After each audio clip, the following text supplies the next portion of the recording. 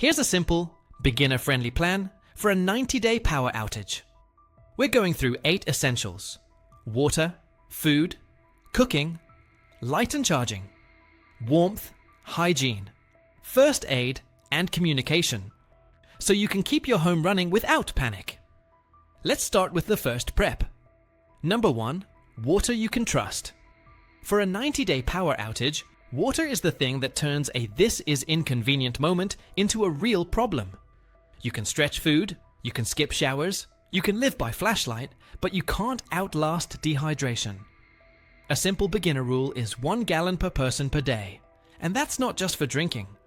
It covers quick cooking, basic hand washing, brushing teeth, and all the little "I need to rinse this" moments that pop up constantly. 90 days means 90 gallons per person, so the earlier you start, the easier this gets on your budget and your storage space. Think in 2 parts: storage and safety. For storage, use purpose-made water containers that seal well and keep them in a cool, dark spot if you can. If you have space, larger containers are efficient.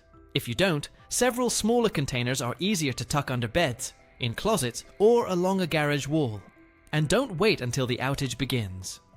The biggest advantage you'll ever have is filling up while the tap still works. When bad weather or grid issues are on the horizon, topping off containers and filling a bathtub for non-drinking uses can buy you time and lower your stress right away. Then comes safety. Even if you store water, you want the ability to make questionable water safer. Go with layers, a reliable filter you can use day to day, plus a backup method in case something breaks or gets clogged. Keep it beginner-friendly and low stress, something you can use when you're tired.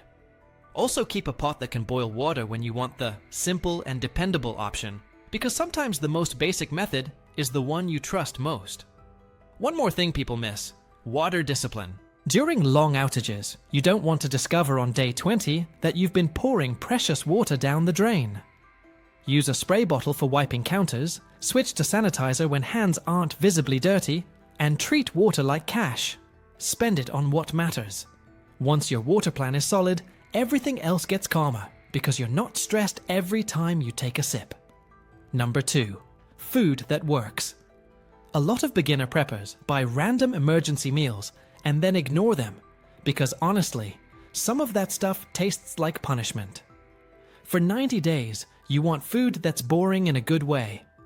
Familiar, filling, and easy to rotate. Start with the math so you're not guessing. Most adults need roughly 1,800 to 2,500 calories a day, depending on size and activity. In an outage, you'll often burn more calories than normal because you're hauling water, doing manual chores, and staying warm or cool without the usual comforts. Build your food in 3 layers. First, no cook and eat it cold options for the days you're exhausted or fuel is limited. Canned tuna or chicken, beans, soups, nut butter, crackers, trail mix, shelf-stable fruit, and protein bars. Second, pantry staples that stretch far. Rice, oats, pasta, lentils, and canned sauces. These are cheap calories, and they keep morale steady because you can turn them into real meals. Third, comfort items that keep you sane. Coffee or tea, spices, hot sauce, cocoa, hard candy, and a couple of "this makes everything better" snacks. Comfort isn't a luxury when stress is nonstop. It's what helps people keep their routine without melting down. Storage matters more than people think. Heat and moisture ruin food fast, so keep it cool, dry, and dark. Label dates with a marker and rotate like you're running a tiny store at home. Eat the older stuff first and replace it with the same thing.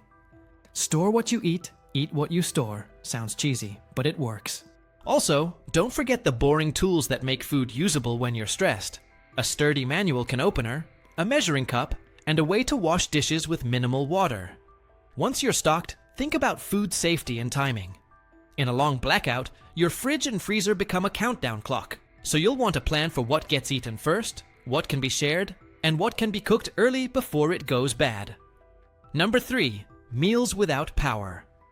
The first 24 to 72 hours of a serious outage is when most households waste the most food and burn the most energy. People open the fridge every 10 minutes, the cold pours out, and now everything spoils faster. A simple beginner prep is to treat your refrigerator like a cooler. Open it only when you mean it. Decide what you're grabbing, then shut it. The same goes for the freezer. If you keep it closed, you buy yourself time and you stay safer. Instead of building your whole food plan around normal cooking, build it around flexibility. You want meals in 3 categories: meals you can eat as is, meals that only need hot water, and meals that need full cooking.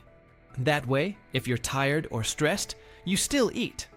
Hot water meals are the sweet spot for long outages because they feel like real food without a ton of work. Instant oatmeal, noodles, dehydrated soups, and simple add water meals can carry you a long way when you're trying to conserve energy and stay consistent. A practical trick is, cook once, stretch it. If you do manage to cook something warm, make it count. Turn it into leftovers that become cold meals later. Warm rice becomes cold rice salad. Cooked beans become a quick protein add-on.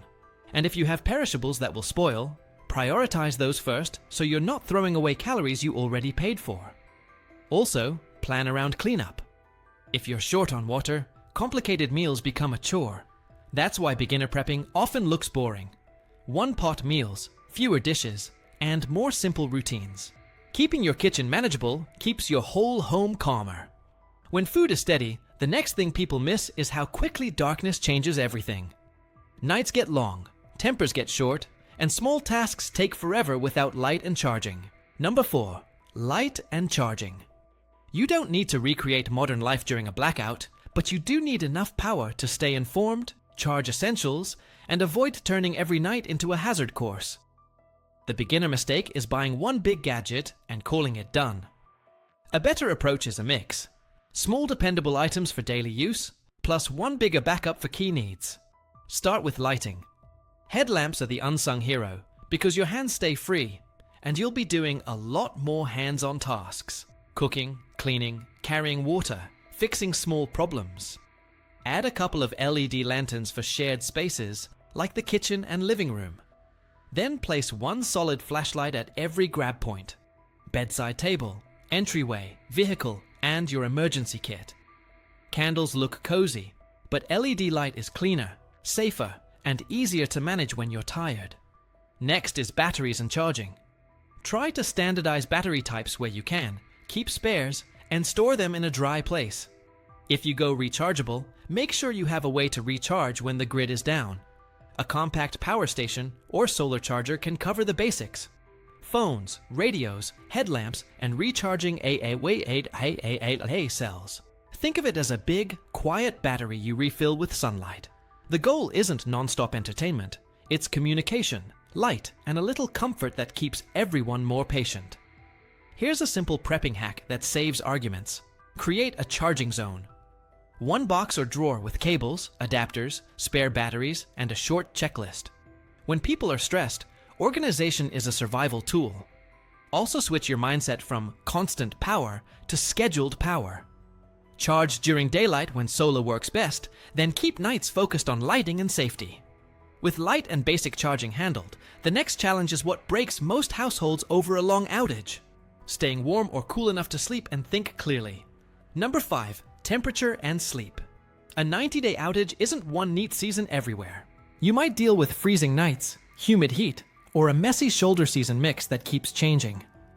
Temperature control is less about fancy gear and more about routines and creating a livable zone inside your home. For cold weather, start with insulation, not heat. Close off unused rooms, hang thick blankets over doorways, and block drafts with rolled towels. If you can keep one room comfortable, that's a massive win. Layer clothing like you're dressing for the outdoors. A base layer, a warm middle layer, and an outer layer.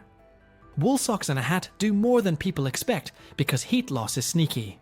For sleep, a good sleeping bag or heavy blankets matter, and putting insulation under you helps because cold comes up from the floor. Even a folded blanket or a sleeping pad changes the game. For hot weather, shade and airflow are your best friends. Cover windows that get blasted by sun. Open windows strategically when the outside air is cooler, and use battery-powered fans to move air. Even modest airflow helps your body cool itself. Your water plan and your cooling plan are connected too. Dehydration hits faster in heat, and headaches make everything harder.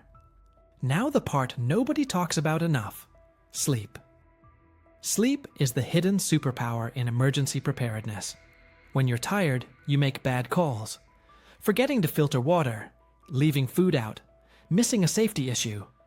Build a sleep setup that's comfortable and repeatable. A dedicated blanket or sleeping bag, earplugs, an eye mask, and a simple lights-out routine. It sounds basic, but routine keeps your brain from spiraling. When you can control temperature and get real rest, your home stays livable. And a livable home makes hygiene possible, which protects health over the long haul. Number 6, hygiene and waste. During a long outage, plumbing may become unreliable or stop entirely depending on your area.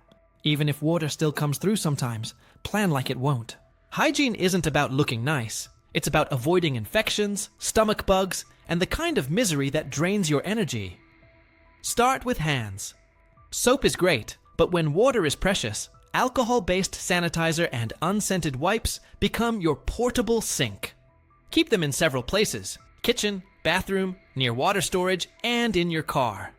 Add nitrile gloves for messy cleanup jobs. Simple stuff, big payoff. Next is waste and trash. Have a backup plan for bathroom needs that's private, contained, and easy to manage. Some people use camping toilet solutions.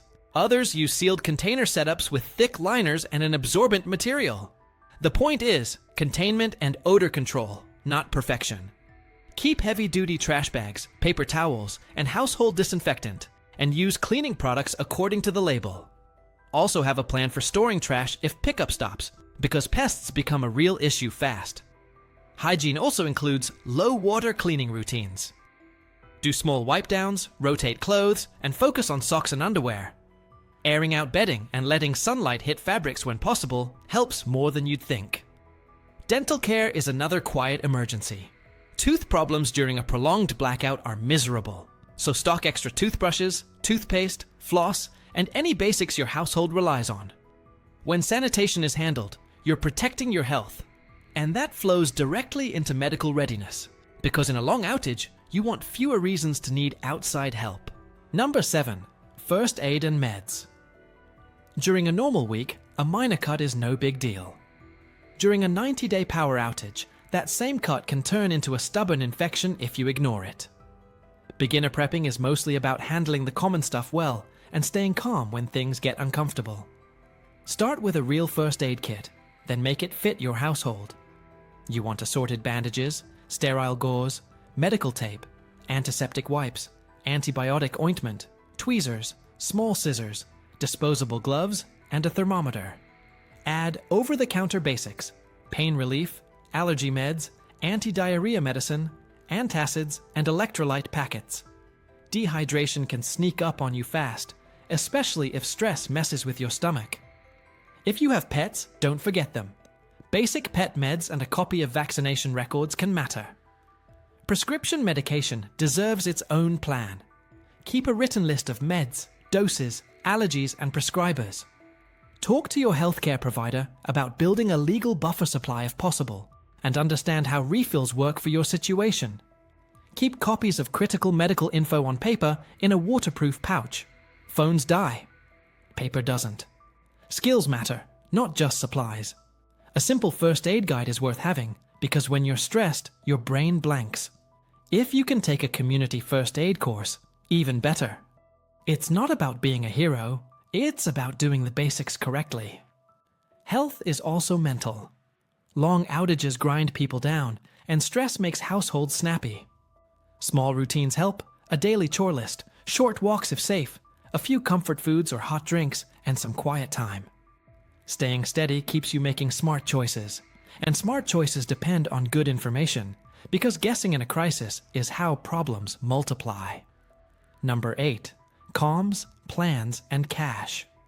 In a long grid down, rumors travel faster than facts. Your goal is to stay grounded, know what's happening, communicate with your people, and keep options open without doing anything risky or sketchy. Start with information. A weather radio and a basic AM/FM radio can keep you updated when internet and cell data are gone, especially if local stations have backup power. Keep spare batteries or a rechargeable option that fits your power plan, and actually test it so you're not learning buttons in the dark. Then build a simple communication plan. Pick an out-of-area contact everyone can reach if local networks get jammed. Set 2 meeting spots, one close to home and one farther away. Write it down and keep copies in wallets, backpacks, and your emergency kit. Add paper maps because GPS is great until it isn't. And knowing alternate routes can save hours and reduce stress. A notebook and pen matter too, because when life is chaotic, writing down a supply inventory, daily tasks, or key phone numbers keeps you from relying on memory. Set one time each day for a quick check-in and a quick supply look, so nothing sneaks up on you. Now the money part. Extended outages can disrupt electronic payments, so it's smart to keep some cash in small bills for everyday purchases if stores reopen with limited systems. Think practical amounts you can safely store, not a dramatic stash. Alongside cash, keep copies of key documents in a waterproof pouch, IDs, insurance info, home paperwork, medical lists, and emergency contacts. If you ever need to deal with a landlord, an insurer, or a clinic during a messy outage, paperwork is power.